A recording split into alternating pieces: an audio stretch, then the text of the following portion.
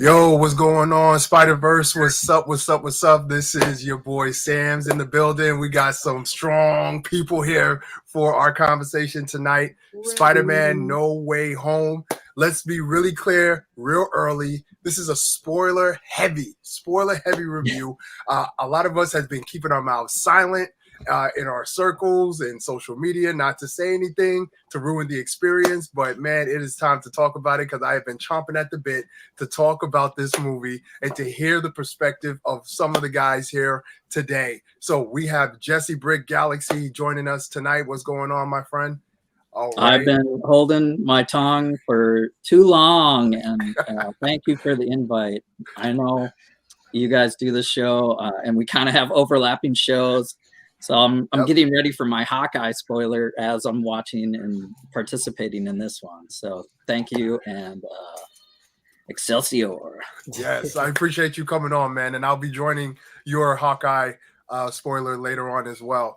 I Am Legend. What's going on, my friend? Hey, how's it going, man? Ready to get right into it. All right. I want to. I think I don't remember, but I may have seen the first Spider-Man or one of the Spider-Man movies with you. I'm not. Yes, it was. Okay. I forgot which one it was. I'm not too sure if it was Raimi Spider-Man's or it was Amazing Spider-Man. I feel as though it could have been. It could have been Raimi Spider-Man. Yeah, it could have been. It was that far. Yeah. All right, makes sense. And color is everything, as always. Hey, yes. Ready. What up, y'all? Let's go. All right, so we ready to keep it real. We're going right in. We're going right in. So someone said something about there's cons in this movie. So you know what? I just want to get that out the way right now. Let's get it out the way right now. Cons. Let's get right into the cons. I'll let you kick it off, Colors. Everything since you saw cons in this First of all, I love how y'all trying to make me the bad guy here. And if we're being honest about this movie, let me be very clear. This is easy an 8+. I want to say 9 to be real honest with you for me on the scale. So my con is like literal nitpicking. Yeah, I'm coming at this as a movie connoisseur, as a Marvel fan. And really, the only con was actually the introduction of the Spider-Man, right? Like Ned. I think Toby, like Ned doing it again. Ned, like his friend Ned, doing it. Well, just it kind of fell flat, right? So I thought the banter was kind of cool, but it was like how it came in was a little flat, especially. And I'm nitpicking, y'all. I am nitpicking. I was still geeked. I loved it, but it was like, hey. If they've been here as long as the other guy's been here, it's New York, right? Like, only thing that has changed is that they're not in their New York. They're still at Times Square. It's still a big screen, right? Like, Garfield's just sitting in an alley waiting for the call. Like, you know what I'm saying? Like, that's it. When I say, come on, guys, to be honest, I'm nitpicking. These are Spider-Man. They're also geniuses. And so you're telling me, like, Garfield was like, Corey, this alley has me so trapped and lost. I'm gonna cook him. I'm gonna cook him right. I'm gonna cook him. Can you cook him? I don't want to respond to him. I'm gonna cook him. I don't want to respond to him. I'm gonna cook him. Thank you. All right, so that was probably honestly, that's probably the only thing I could think about. It just when it got to the point, when it got to that scene, the fact that like they try to keep a lid on it, I thought that they would introduce that in a more magnanimous way. And so for me, it fell a little flat. Granted, guys, I know y'all hate it. I'm not saying I wasn't geeked. I'm not saying I was still over the moon. It just was like, oh, hey, guys, welcome here. Cool. I can feel it. Right. That was the moment that stuck out with me. Like, oh, that's how they're getting introduced? Like, and for me, you got to spoil how, right? Ned picks up the ring of the sling ring and just, like, waves his hand, and now he's a magician? That was the part for me. Like, I'm okay with the timeline of Garfield and Toby like sitting around for divisively at the right time, but like Ned becoming a sorcerer, like by just putting the ring on, and maybe we'll find out he's got some lineage or something. But that for me, that was like, oh, so it surprised me, like you said, in ways that I wasn't expecting, but overall, a great movie. Thank you. Okay. Thank you for being honest about it. That's all I'm saying. It was still fantastic. You didn't even hear being I legend. You didn't even hear what we had to say. No wrong. No wrong. All right. So I would say this: the scenes of the two Spider-Man coming in. So for those who are joining us, we're talking. Well, one of the cons is how the two Spider-Mans were introduced. Now we knew. We had a feeling that we were going to get the Spider-Mans. If we got the villains, we have to get the Spider-Mans as well. That was a foregone conclusion. Now their introduction, I would say this. I was not looking for a grand appearance for the two of them, but because of the fact that they are friendly neighborhood Spider-Mans, I would expect to find them somewhere in the neighborhood, in a sense. Even if they're thrown into this universe and they came over at the same time. Now, the amount of time that has lapsed between the time that the spell happens and they actually appear, we don't know how much time that was. At least it wasn't really made apparent. At least a day. It's at least a day. Okay, so let's say that is at least a day, right? And the way that we find was it Andrew Garfield? We find him in the alleyway and stuff like that. For me, that seems telling to what he's doing. Because again, we don't know how damaged these Spider-Mans are at the point that we find them. Because based on what the conversation that we've had with Andrew Garfield during the movie, obviously he takes place after all the events, after Gwen Stacy dies. So we don't know what his mindset is. Yes. I'm sorry, you used the word, we don't know how damaged he was. My man was in an alley. Like, he didn't have a mental coma or anything. All the villains had their full faculties. Like, if we had seen him pummeling a like thief, I would have got you, right? He was legit just standing in the but listen to what I'm saying. Because remember, he's talking to Tom Holland Spider-Man, and he's saying, after Gwen died, I stopped pulling my punches. So he's talking about you're not really going deep into it, but you could tell that he's psychologically damaged after all the events that took place. He still made a vaccine in like 30 seconds. He still has his faculties, bro. But his mental state, he's in a different universe altogether. Yo, I'm a counselor, and I'm saying you're reaching. You are absolutely reaching. You're reaching. Hey, Corey, you want me to take this one? Yo, go ahead, take this one. You need your help. Please tag in, jump in this ring. Please. So when first of all, I think that scene was amazing. Like Ned already mentioned that, hey, this family background has some type of magic lineage to it. They said in the movie, even when they pan through the whole house, you see some like swords and stuff and some stars and some insignia that says, okay, maybe their family's into something, whatever.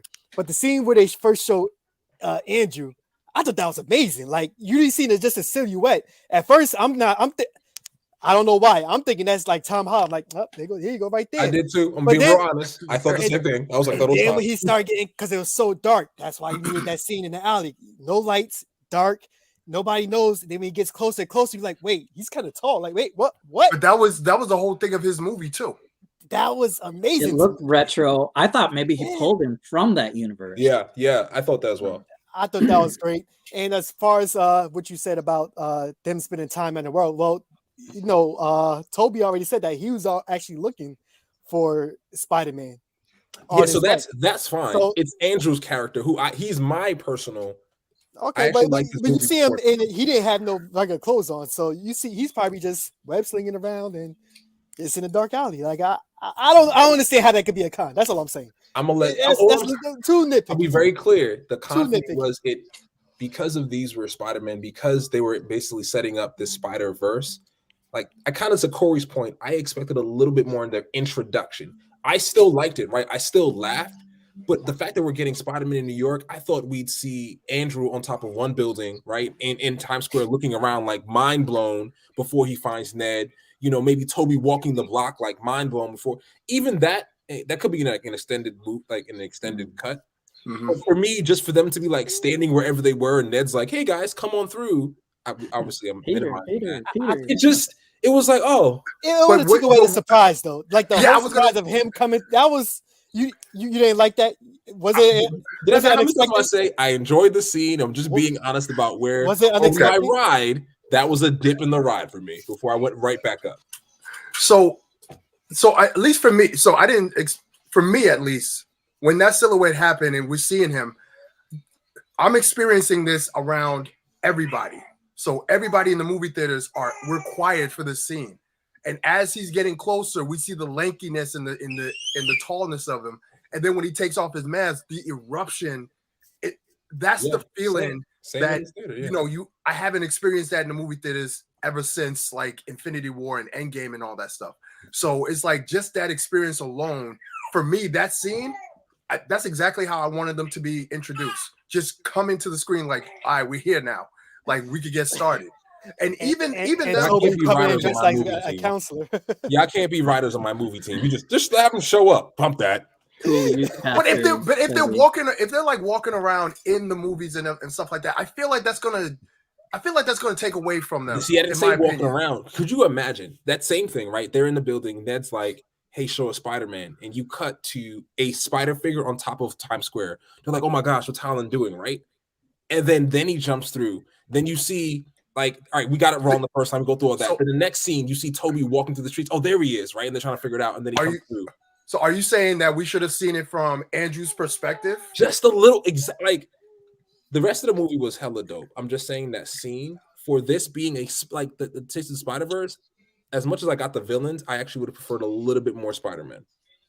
Okay. They didn't really show any of them how they snapped into this universe, right? You know, we've seen people get dusted and blipped back, and we've seen glitches in the Spider-Verse, but we didn't really see anyone until they left, right? And that was a different like spell to release them. But yeah, you guys are right on point. I like how they used the characters. It was a weird introduction, but I like that they caught me off guard too. That's a solid point. I did enjoy that. You know, like I guess you guys agree with us. Thank you. I'll throw up con number 2. Con number two. Yeah, let's go. I only have really one. Let's see where this is going. Are you really going to listen to Aunt May? We need to cure these villains. I actually that made sense to me. I got to be honest. That made sense to me. Yes, you're superheroes. You need to help everyone as much as possible. And a lot of these heroes go through this, even in Flashpoint. If you guys watched any of I'm sorry, wasn't that great? The DC property when we're talking about a Marvel. Yeah, sorry, man. We don't do that here. But if they had the superhero struggle, right, to save the bad guy, it's classic Flash thing. But so they do this in Spider-Man with these villains that he doesn't even know, right? You know, maybe we should save these guys. And how much does that help them when you send them back to whatever universe? Well, also, you got to remember that was actually Peter's idea at first of saving them before sending them back. Like that was his own moral thing. Like, wait, if I do send them back, I'm gonna kill him. That's why he stole the box from Doctor Strange at the beginning. But then when you think about Aunt May and what she do, which like all she worked for, even like at the grave at the end where they show like save one person, you help everyone. Like that was kind of her thing, I guess. Like she was always about saving somebody. Legend, I'm with you because I actually think I can pinpoint maybe 2 other heroes that probably would have did the same thing. I think Captain America would have paused. Oh, definitely.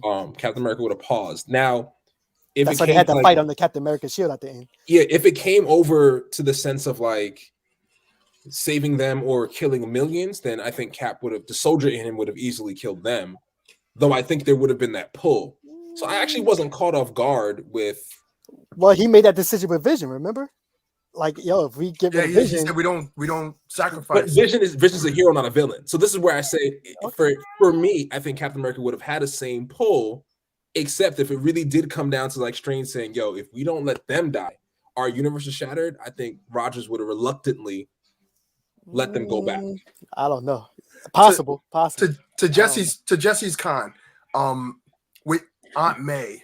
Now we didn't get an Uncle Ben for Tom Holland. So for me, I felt as though that he needed some type of moral, like a moral compass in a way. Yeah. It kind of speaks to her character in a sense. I feel as though that the property didn't do a good job and showing us why she's that way or what her character is. I mean, she was on board with him being Spider-Man in the second Spider-Man. She was like, "Yo, you need your costume, you need your stuff." The community outreach program, though, the feast program. So she was doing community things. I think we get more if you played the Sony games. you might get more. You might be able to piece more together because if Right. the Marvel games talk about that outreach, and I like that they bridge that together. And so you clearly get that she is for the community, for the people, help them all. I mean, I hear you. I hear you in a sense, Jesse. Honestly, Yeah.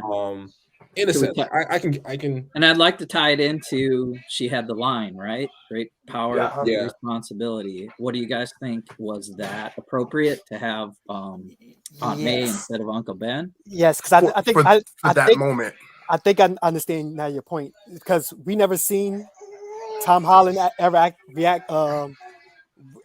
with Ben, so we don't even know how much Ben was actually in his life. We don't know if he was like a real father figure or if he was just. I actually wasn't even around. So all we know is Tom Holland and Aunt May and that mother and son relationship. So I love that. I gotta say that was actually. I will give them credit, and I hope. I mean, I know we don't do this. I would say DC should take hints from this, is because even without having seen any of the Spider-Man, if I'm brand new, fresh off the street, I somehow know nothing about it. I'm still okay with how events turned out, right? Having not known about an Uncle Ben or anything like that. Now we know the majority of viewers aren't like that, and so for me, I like the twist, right? Because how many times have we seen the Uncle Ben? How many times have we heard the line? Every cartoon, every movie iteration before this, like it was just ad nauseum. Here's the thing, though. Andrew Garfield's movie didn't say that line at all. No, when his Uncle Ben died, he said, and I'm not quoting it word for word, but he said, you would have a moral obligation to do those things, not because of power, but because of responsibility. So they didn't use the actual line, with great power comes responsibility, what comes great responsibility. They didn't use it in that way.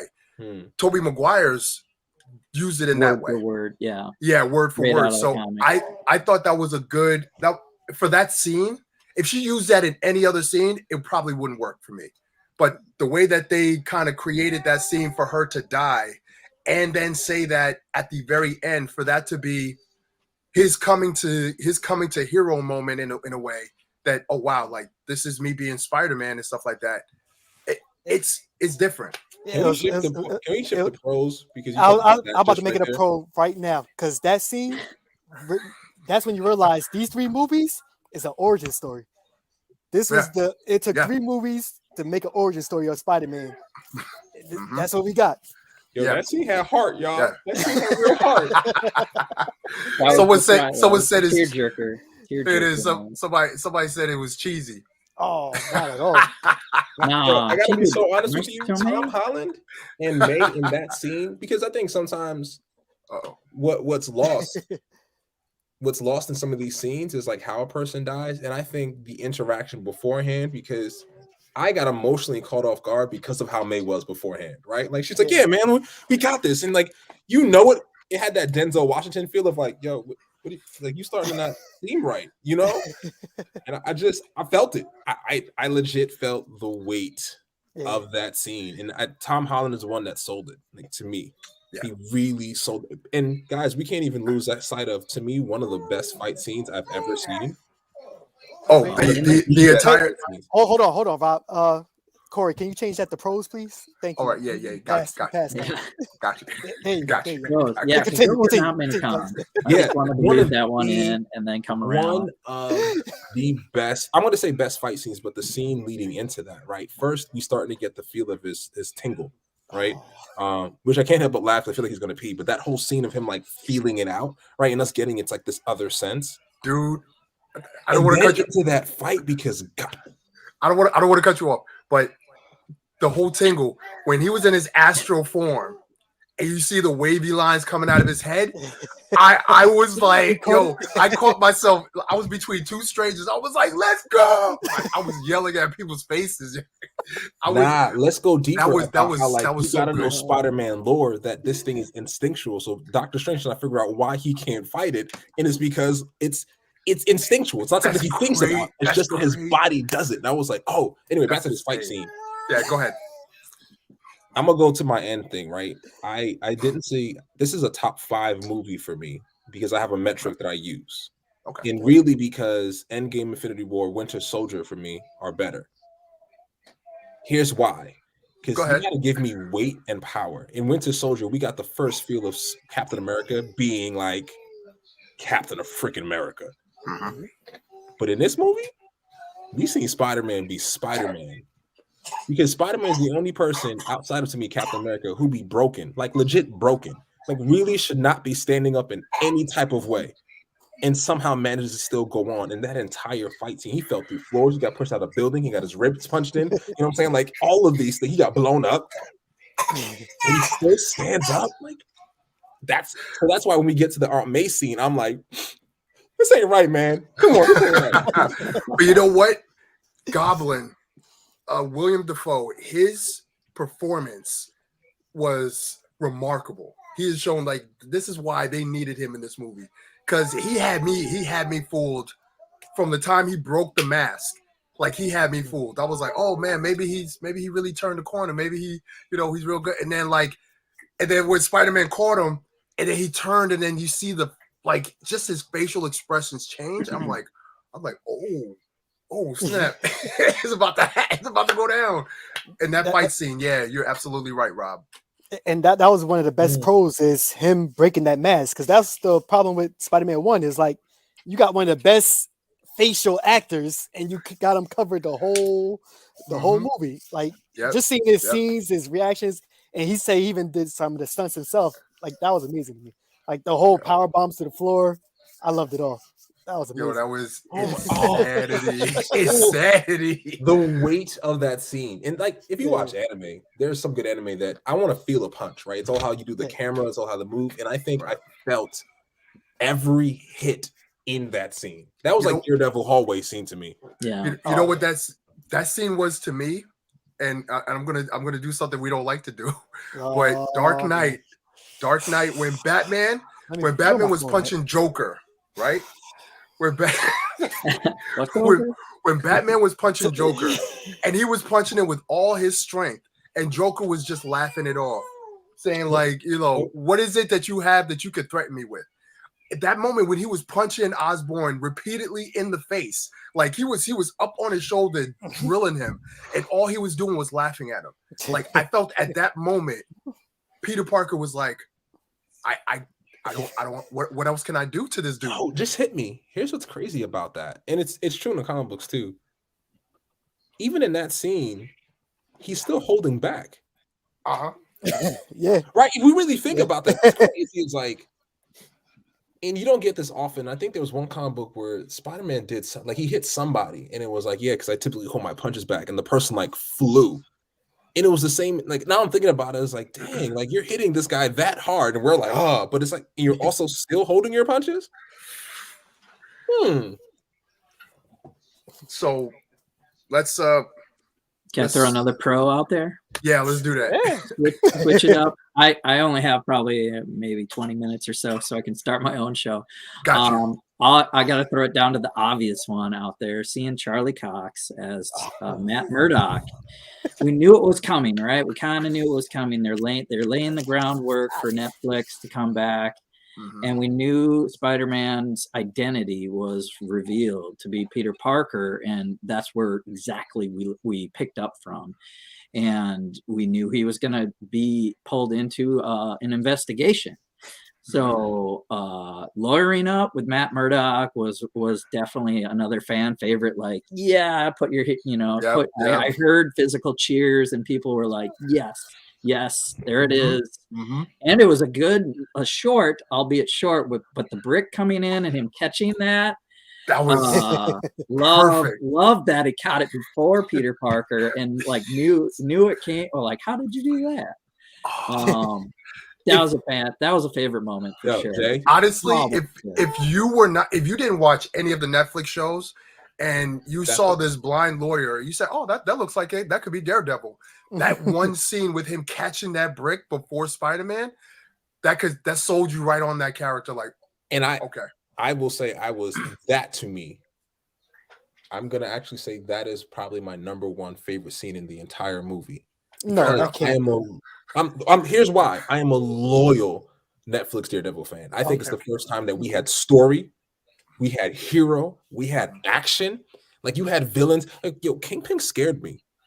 right? Kingpin. When I say not like no little like scared me. That's first scene we're introduced to this man banging someone's head in the door, Yeah. and then like fixes his clothes. Like that was scary. And so you fast Soprano forward because we lose all this, right? And Netflix is Mafia. building this universe for the first time that we're like, oh, we get extended. Anyway, to know that this is here, when I saw that scene and to see Matt do that, that interaction is like an annoying tease because Peter's immediately like, You caught it with his left hand too. Caught it with his left you know what I'm hand saying? Like, you shouldn't be able to do that, blind man, right? Like and so for me, that is my favorite scene because just early in the week on Wednesday, I got my other treat because I'm just like, then it's possible. And Corey knows he's gonna mess with me, man. It's possible we can get at least some good combos here. Yeah. Quick No, you know question. what? Go ahead. Quick question. Do we think that this Matt Murdock went through the Netflix stuff, or it's just like a whole new? Okay, so the Netflix stuff still happened. When Netflix was airing, they were in the same universe. They just weren't acknowledging themselves. They referenced it twice. Luke Cage and Jessica Jones referenced it once, and I think Daredevil also and Foggy referenced it. They referenced the big guy, or they referenced each other. They never were on screen together, right? So this is the first time we see. Well, unless you count the Hawkeye episode, but a great scene with Matt Murdock first. I like that too. That we see it for the real comic book fans. For the general audience, they're probably like, "Who is this guy?" And I need an extended version. I need an extended version of that scene. I need their first interaction. Like I need the behind the scenes. Like how he called him. Like you know what I'm saying? Like, what was that? Was it Karen? Did Karen hit him up like, "Hey, Pete, Matt, we need to probably help this kid out." Like, what are you talking about? Like, yeah. Well, they are in that neighborhood, so you know what? It definitely rejuvenates hope that we could see a resurgence of the Netflix property. 3 out of 4. 3 out of 4. Listen, man, if you want one, you gotta have it all. You gotta have it all. No, let's not. 3 out of 4. Everybody. We will take 3 out of 4. Thank you very much. Thank you. Well, they'll expand from there. Basically, I'm just glad that they properly acknowledged it and on a big screen like that, and give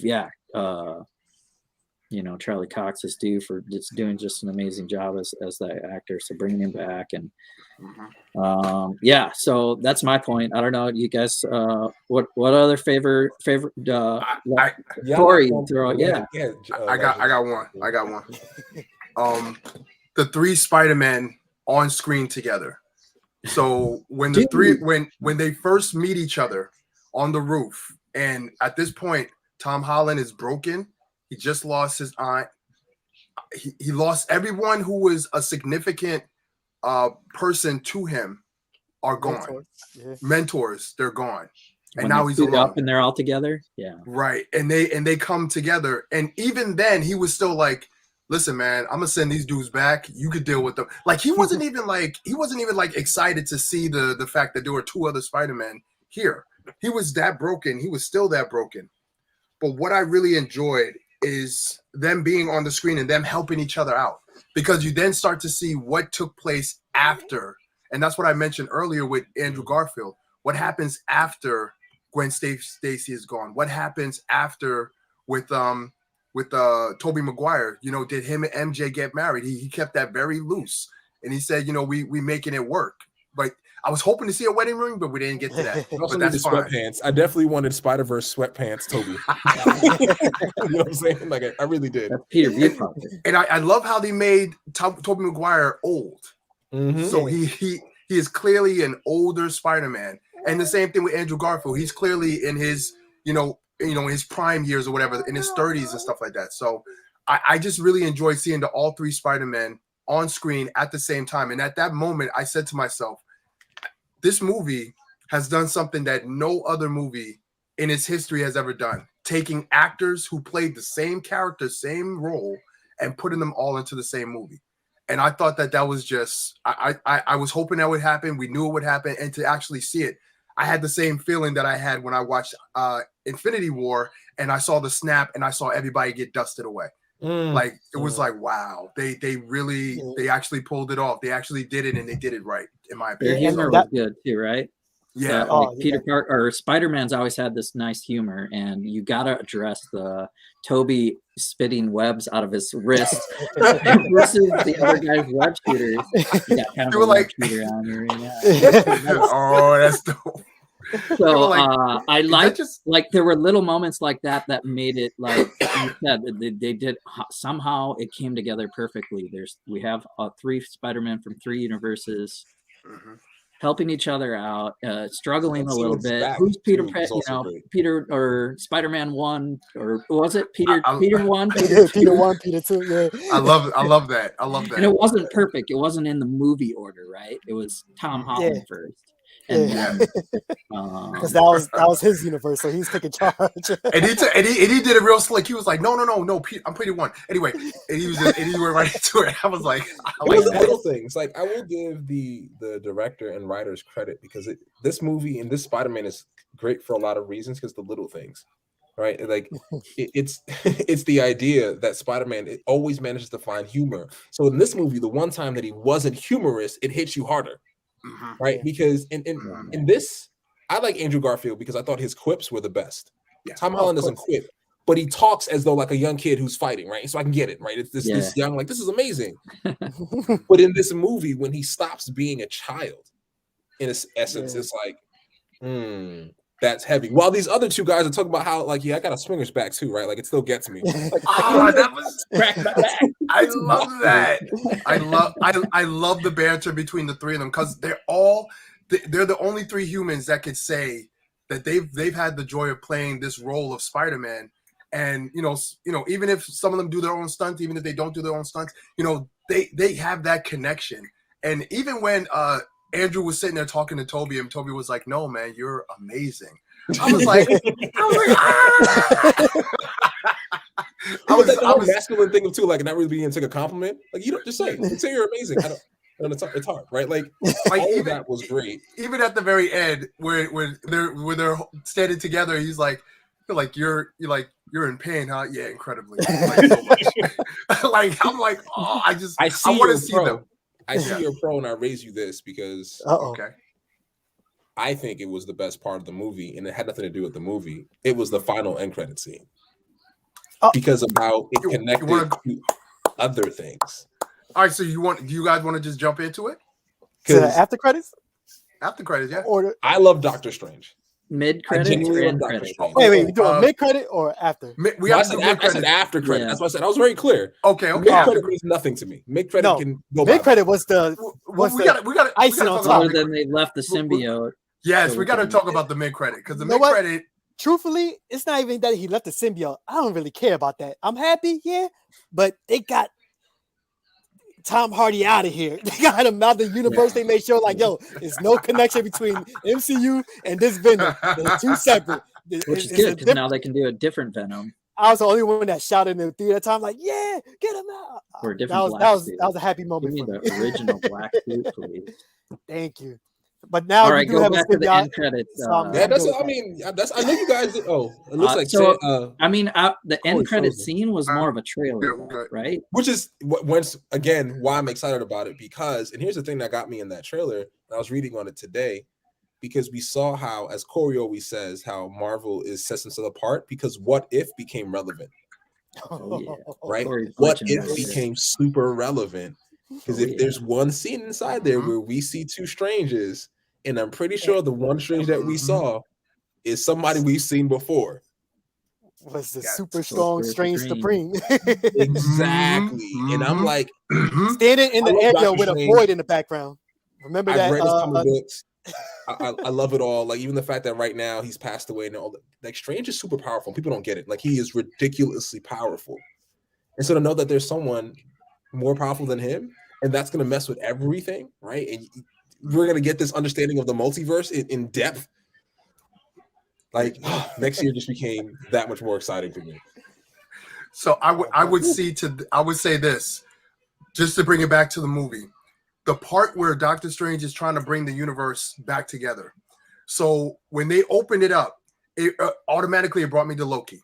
It brought me to when the one at the end of time and stuff like that, Kang and everything. Same colorways, the same type of waves you're starting to see, and then you see Did the you see different characters. Villains? Yes, the different scorpions, the different rhinos, and they're all there trying to break through. So in my mind, honestly, I was like, "Yo, they're gonna show Kang." Like they're gonna do one of these, and you're gonna see Kang's face. I was like, all right, you're gonna see Kang now because he's saying, "Yo, I can't stop him. I can't stop it. They're coming through. And I like, yo, what if they ended the movie right here with everything just shattering and everything just pouring through, and he just ended the movie right there? That's how my mind was thinking. I was like, yo, if they do that, oh my gosh, Yeah, it'd be crazy. That'll be too bleak. Yeah, that'd be way too bleak. we only do one of those every 4 years, right? They gave us Infinity War. Like, yeah, let's wait. But I love that Marvel they have a way of planting the seed in your mind. So they planted the seed of multiverses back in Far From Home with the whole Quentin Beck thing. Like he said, I'm from a different universe, I'm from a different Earth and everything like that. Oh, the multiverse. So you start to see little sprinkles here and there, and then you start to see it through the Marvel TV series, and then you get it more in a bigger scale in this movie. And now, the multiverse of madness is happening because everything that took place in this movie, there's a lot of things that are still unresolved. Yeah, and I want to take love it back to that end credit trailer. Yes. When Doctor Strange approaches Wanda and says, "How much do you know about the multiverse?" When do you think that was? Do you think he already was fighting this evil Doctor Strange, or in terms of the movie, because they're tricking us in timeline.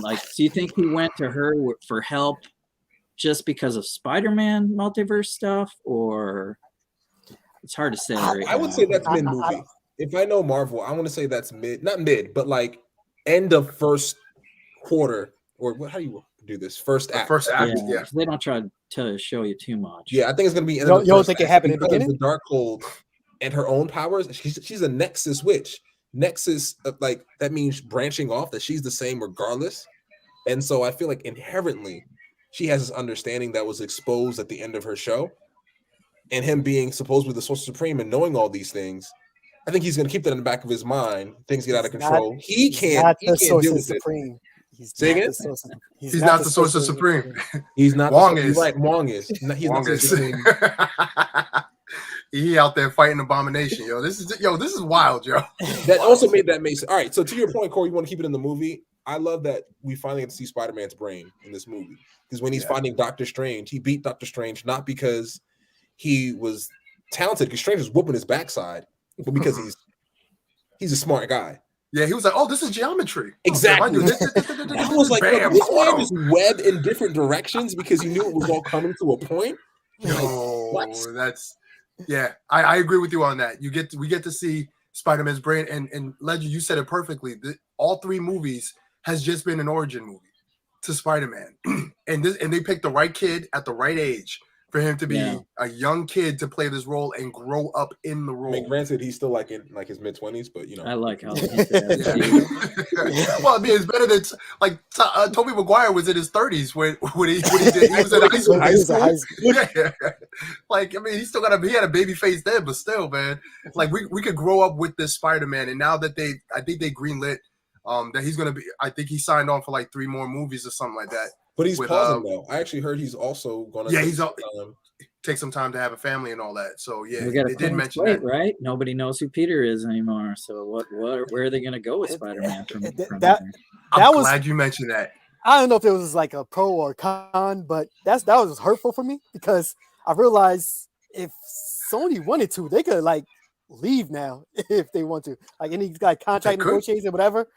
They could. Well, my theory is, first of all, when somebody talked about who mentioned something about the Venom verse, Sony got the good end of this deal, because now they can say, or people are going to automatically watch their movies hoping and wondering its connection to the MCU, while they can always never really show any larger connection. You get what I'm saying? Right. So Sony wins because their movies can be trash, but people will see it because maybe there's a connection. Yep. And I'm wondering if either Sony will take back Tom Holland and then we'll get a Miles, or Sony will take a Miles and Tom Holland will stay. Like, I'm wondering if that's what they're kind of bridging the opening for, because no one will remember That's a con. Peter. I'm on Miles. Well, And that's, Peter. I'm I'm on mixed, both right? of Like, them. I kind of want Miles in the MCU for diversity, and because he's dope. I need some hip hop vibe and feel. While I also feel like Tom Holland is hella dope, right? Like, colors everything. You hit the nail right on the head, man.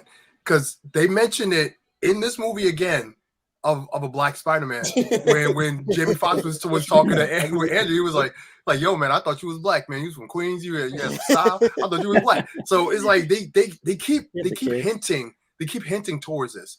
And I think the way that they ended this movie, where when Tom Holland had to literally just wipe clean everything, and now he's fresh. And you have PlayStation 5? And PlayStation, sorry, it doesn't matter if you have 5 or not. Anyone played Spider-Man? You just like played real the life game? doesn't matter. Huh? The game, Played right? the game? Yeah. That apartment looked exactly like the apartment of that Spider-Man, and the costume was reminiscent. In the game, Miles ends up like connecting with Peter in a similar fashion in that apartment. Yo, it just hit me because I was like, that scene, like, that looks very familiar. I mean, we know that he exists in the Marvel universe because of the first Spider-Man movie with Donald Glover. Yeah. Character. Not Gambino. Yeah. So we do know that he's in this universe. Now, does he get to do we finally see the two Spider-Man? We probably will. And we probably might see a handoff where Tom Holland he leaves out to go live his life and have his family, and then the new Spider-Man takes the mantle. So we might see that in a coming movie. Yeah, I think that's the way that it was going to go with that. Tom Holland's just going to hand it off to Miles Morales. I was thinking that, or maybe we will see Tobey Maguire again, and Miles will be in that sort of Raimi universe, and somehow makes his way to the MCU. They definitely they open the door to a possibility of having these two Spider-Men or these three Spider-Men, kind of relive their glory days in a sense. So it could happen. Excuse me. But everything about this movie to me was, I felt like this was one of the greatest Spider-Man movies ever made. Yes. And the reason why I say that is it goes beyond, like, for me, a movie is a movie, and I keep it at that sometimes. But there are some movies that are like events, in my opinion. Like, this is a movie that is an event type of movie, because you can look back and say, man, where were you when all three actors who played Spider-Man were in the same movie at the same time, fighting villains in this epic showdown and stuff like that. Same thing like with Infinity War. I'm always going to bring that reference because that's how I'm kind of putting this Spider-Man movie on that pedestal of Infinity War, Endgame, this movie, Winter Soldier. Like, these are like my Mount Rushmore has now been changed because of this movie, because it was just if this is something that I could talk to my kid about in a couple of years and be like, yeah, this actually happened on the screen, So I mean, that's how I look at it. Yeah, groundbreaking. It's important because of the memory thing too. They can continue with so many different Spider-Man stories of him chasing the Daily Bugle photos. Now, he's not in high school anymore. He's not going to go to MIT. He's going to probably work for the Bugle, the Tom Holland one, right? He's going to work for the Bugle, get some spare change for Spidey picks. We don't have to do the origin story, but maybe we can get the darn Sinister Six instead of the Furious Five or whatever they did. For real. I mean, if you count Venom, we kind of got 6 villains. But it was a groundbreaking, reset with that. And that's a good point, because now we have opportunities to get some of the stories that we hoped to get before we didn't, and we've always been stuck at high school Peter. Well, they jumped right into the Avenger line too, So that's also true too. Yeah, and I think that's what hampers some of the other lines. Again, going back to its kind of counterpart of a movie who's been made over and over again, like Batman. I think the issue is people feel when they make Batman, they have to give us origin Batman, and there's so many more stories to tell. And I'm hopeful that Spider-Man will get to tell those other stories, right? Like, what is it like for Peter Parker to be trying to pay his rent be a superhero, and then occasionally get a call for an Avengers event. You know what I mean? Like, what is that like? Fix the door.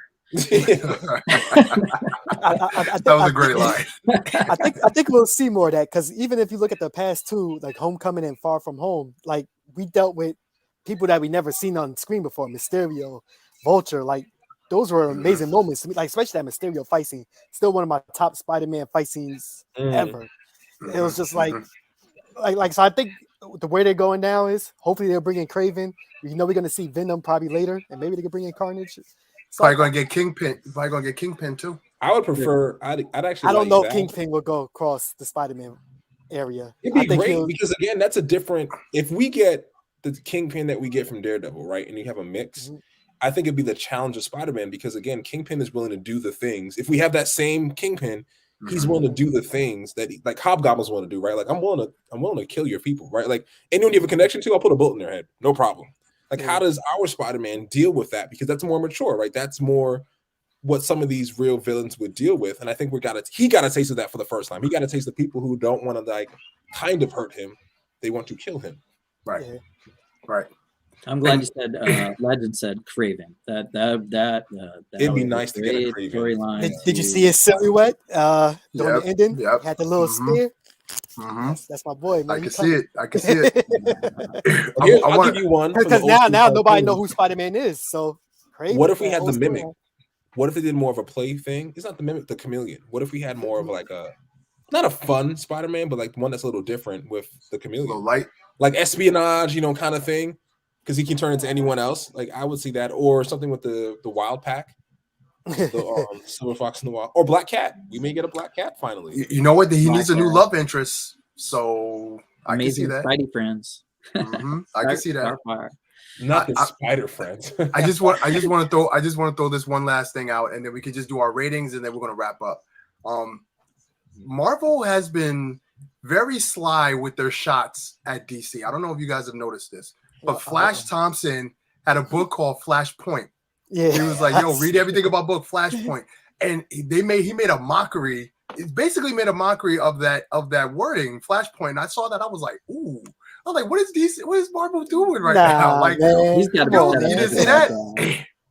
I mean, why would you use the word Flashpoint in a movie that is on paper really the same thing as Flashpoint in a sense? Going back, well, besides the going back in time and changing things, but you're opening the different multiverses and stuff like that, like all of that stuff. Like, I just thought it was like, I was like, that's a bit of a cheap shot. They're just fans, Corey. That's all. It's all friendly. They're all friends. Oh, okay. All right.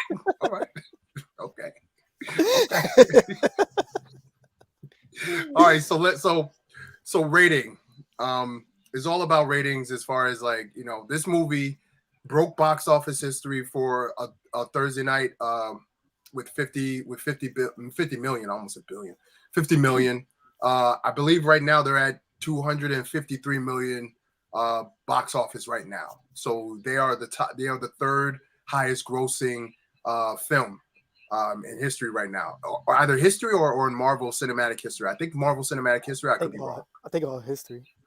So this movie is clearly going to cross that. It's going to cross that billion mark for sure, because there's no other movie really coming out that can kind of eat away at that. I'll be helping for a few weeks. Which one? I said I'll be helping them reach that billion mark. Of course. So what did you guys think on a rating scale of 1 to 10? I gotta go get food for the fam. So if you don't mind me going first, sorry y'all to sleep out early. Go ahead. No doubt. Out of 10, gosh, I want to say 8.5. And that's a little hard for me, but I have to consider what I've rated some of the movies that I love. And so Infinity War, Endgame are like 10s, Winter Soldier's a 9. And because I know I'm placing that under these movies, that's why. Winter Soldier's. Oh, sorry.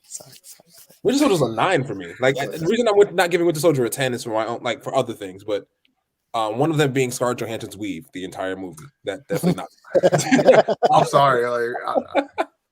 But I think no. I don't be looking at her weave, but go ahead. No Way Home is now hands down top 5 of all Marvel movies. All Marvel movies for me. And so an 8.5, dare I say 9, I'm gonna go 9. I'm gonna say 9. It's a 9 for me. It's a 9. It's a 9. Okay. I loved it. All right. Go watch Fair it enough.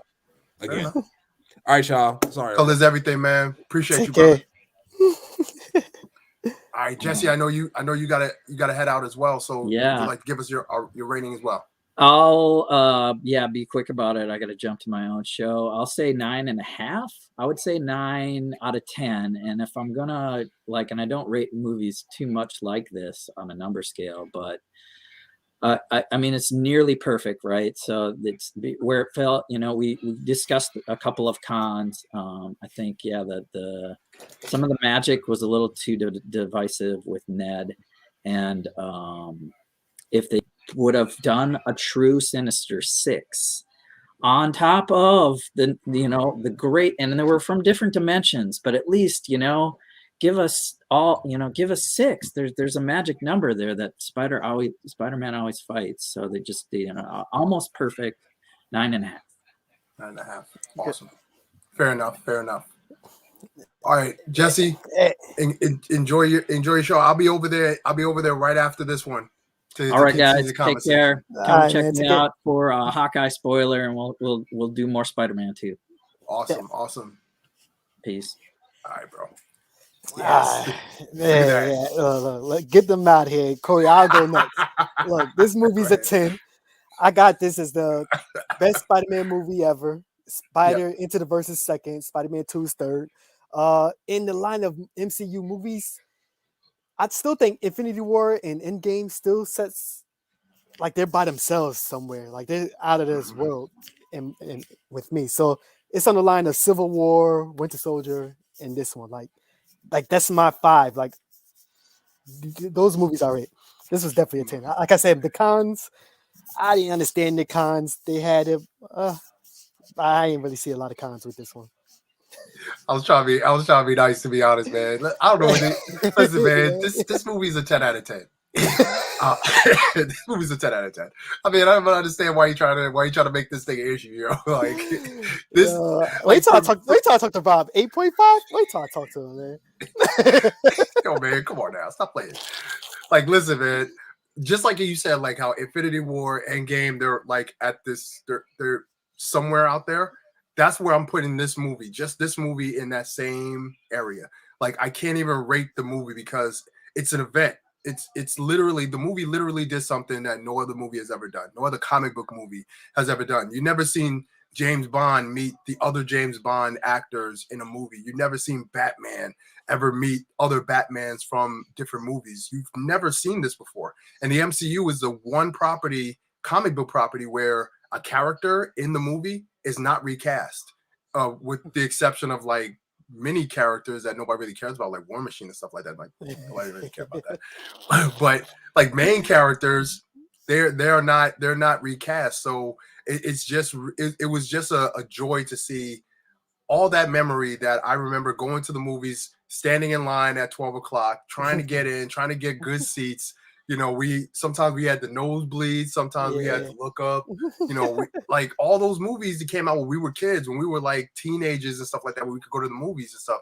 So just to see all that come together in a new generation of film goers, it's it was like a bittersweet moment for me. I felt old and I felt privileged to be a part of this entire universe. So I was this is a 10 out of 10. Use the right words. It was an event. That's what it was. It was how event. Infinity Endgame and Civil War was. You knew something special was gonna happen, but you didn't know because there was so many characters. And that's my thing before. That's why you was getting on me. Yo, you brand new to this? It's the people that bought me my favorite best 3 movies were the Russo brothers. So I know they know how to do the thing. This white guy, Sony, I don't know. I don't know him like that. So I was scared, I know I'm stupid. I really didn't know Andrew or Toby was going to be this movie. Everybody said it, but I didn't see it in the trailer. So I'm they might not be in it. I don't want to get too hyped up. I didn't want to get too hyped up and be like WandaVision and got the letdown all over. So I didn't know if that's going to take place. I didn't know how the other characters I didn't know the story or the writing was going to be good. And it turned out I was completely wrong, which I love being completely wrong about. So I'm happy you said that. Can I get that? Yeah, Corey, you were right. Can I get that? No. I ain't say all that. I'm just saying, I was wrong. It ain't got nothing to do with you. It's about me. I was wrong. That's as close as I'm gonna get. That's as close as I'm gonna get. Yeah, that's it. All right. I'll take that. I'll take that. Listen, Spider-Man was and is. This movie is definitely groundbreaking. And I don't. Again, like. Colors everything ran out of here at the last second, man. You know why he ran. You know why he ran. That symbiote at the very end. When I saw that and it jumped, I was like, we literally got the origin movie in 3 movies. And now we're about to get into real Spider-Man conflict, real Spider-Man movies is coming out now. Because like Flash Thompson becomes Venom in the movie. Well, not in the movie, but in the comic books. Comics. So we might get a Flash Thompson as Venom, but we might get the proper black suit Venom with the white emblem that Travis wants so bad. Yeah. He said without that, it's garbage. Yeah, it's garbage. It's not Venom. That's his whole thing. And I'm wondering like how they kind of like I said, what Sony did was kind of like, he really don't have no relationship with the Avengers anymore. It's just him now, him by himself. Yeah, they did it perfect. Yeah. They did it perfect. So now we're literally starting from scratch. The only thing that we don't have Aunt May, right? Mm-hmm. He doesn't have his MJ anymore. He doesn't have his Ned. So now we're starting. Happy about that part. You was happy about not having MJ because you don't like romance. But me, that killed me. What are you talking about? I like the relationship. I like the relationship in there. So you like it. See, you acting brand new, man. Brand new. Listen, man. I'm intrigued. I can't wait for the next movie to come out for Spider-Man. Leave all that Sony crap in Sony. We don't need to see that Venom in it. When I saw that scene when he disappeared, I was like, yes. I was like, yeah. I thought of you. I was like, oh yeah, I'm letting you go like this. Loved it. Best part. Wait till Travis see it. Travis is gonna be out of his skin. He's gonna be like, finally.